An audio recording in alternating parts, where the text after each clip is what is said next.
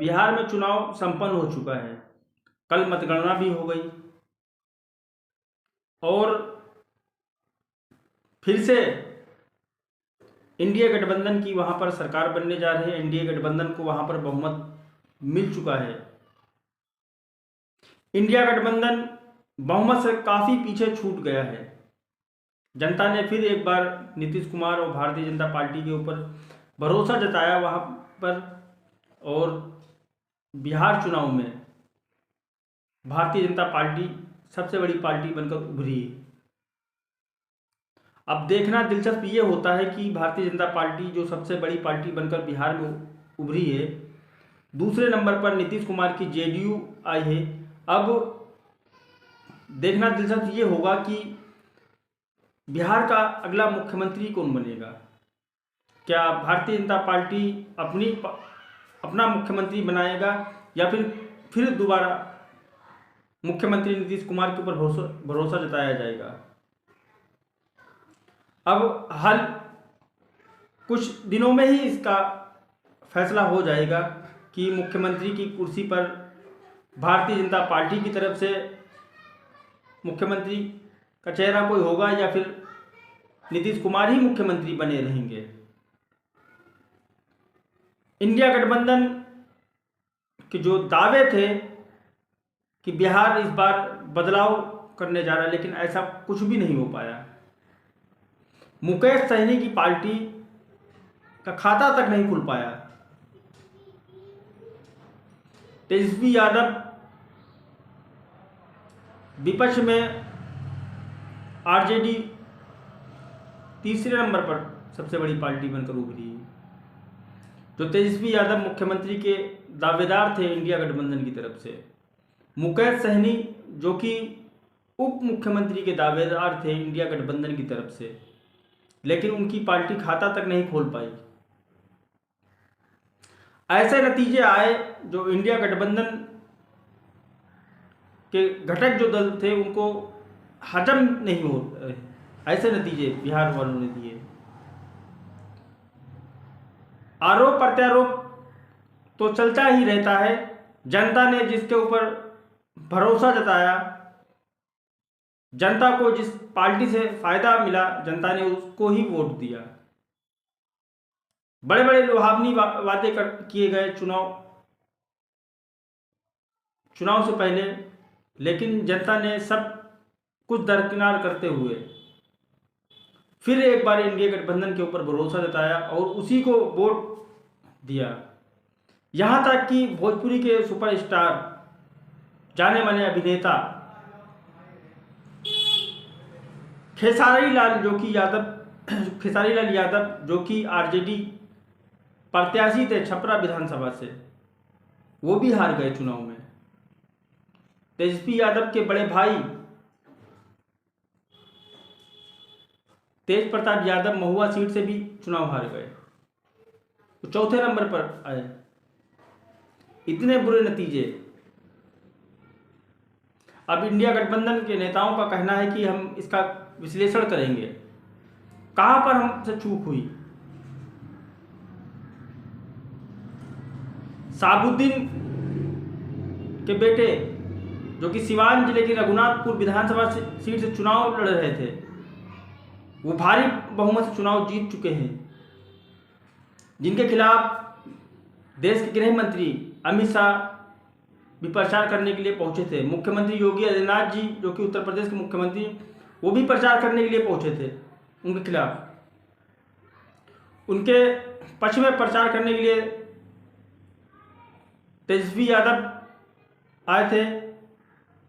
उत्तर प्रदेश के पूर्व मुख्यमंत्री अखिलेश यादव ने भी उनके लिए प्रचार किया था, और अखिलेश यादव ने जो ओसामा साहब के लिए कहा था कि शेर सिंह है, इसको जिता कर जो है विधानसभा जरूर भेजे, और वो बात सच साबित हुई। और ओसामा साहब लंबी लीड, सुबह से ही लंबी लीड लेकर चल रहे थे, आखिर में वो चुनाव जीत चुके हैं, भारी बहुमत से चुनाव जीत चुके हैं, लेकिन उनकी सरकार नहीं बन पाई। सिवान जिले में जो आरजेडी की तरफ से पूर्व विधानसभा अध्यक्ष अवध बिहारी चौधरी चुनाव हार गए सीवान सदर सीट से, जो कई बार लगातार वहां से विधायक बनते चले आ रहे थे,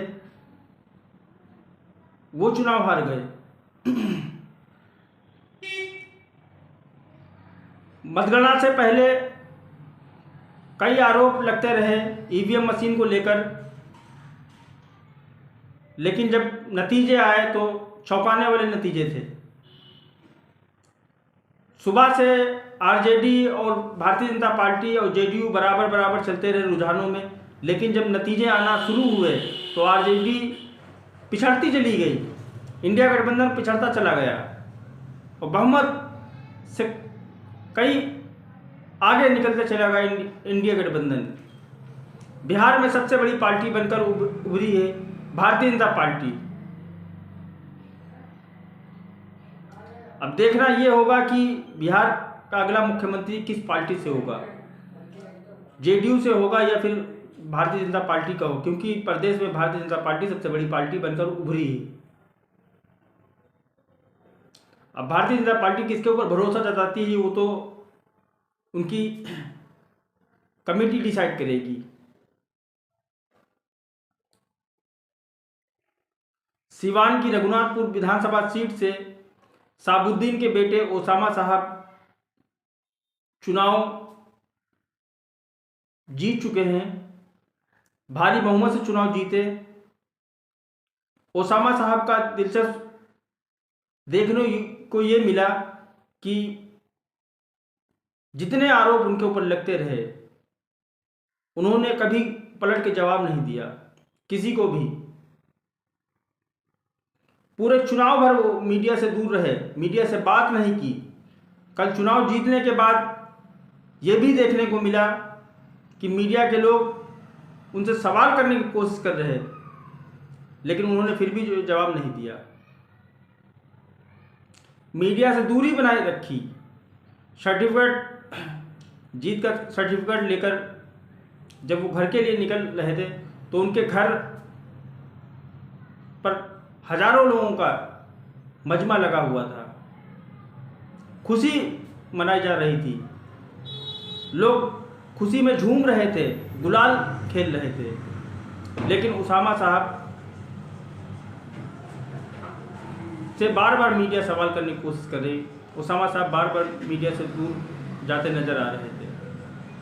पूरे चुनाव भर देखने को मिला। जीतने के बाद ओसामा साहब ने सबका हाथ हिलाकर अभिवादन किया।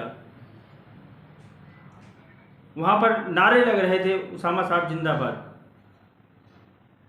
साबुद्दीन के घर में 20 साल के बाद वो जीत कर आया है।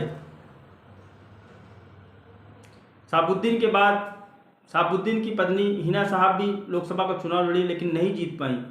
बेटा पहली बार ही चुनाव लड़ा ओसामा और चुनाव जीतकर विधायक बन गया। ओसामा साहब का क्रेज ये था कि युवाओं में अच्छी पकड़ थी। ओसामा साहब को सभी जाति धर्म और बिरादरी के लोगों ने वोट दिया, विकास के नाम पर वोट दिया कि साबुद्दीन ने इतना विकास किया। मिलते हैं नई अपडेट के साथ में, तब तक के लिए धन्यवाद। मेरे चैनल पर नए आए हैं, चैनल को सब्सक्राइब जरूर कर लें।